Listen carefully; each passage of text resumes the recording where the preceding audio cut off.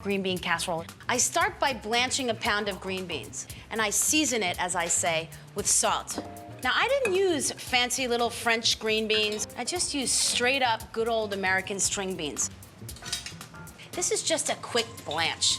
I go straight into an ice bath. Going straight from hot to cold, you want to make sure you're really cooling down your vegetables. That's how you get that extra crispy texture, and you keep that vibrant green color.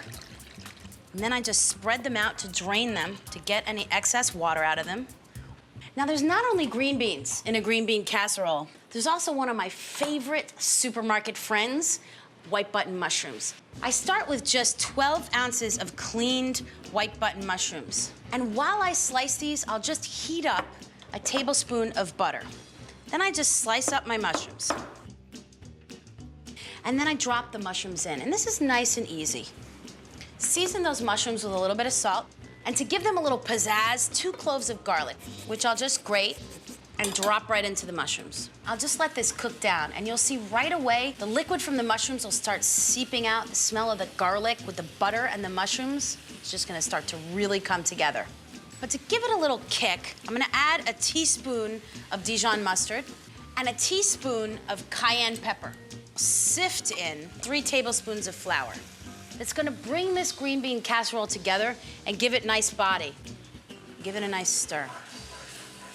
I really feel those mushrooms have cooked a little and they're just begging for a little richness.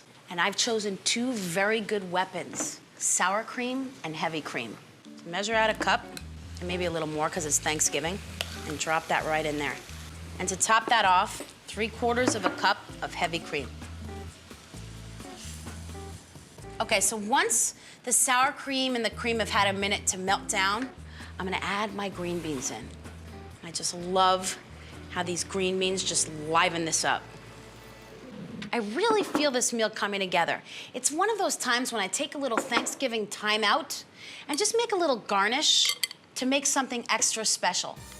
So I'll take just 3 shallots that I peeled and broke into rounds. You can see that?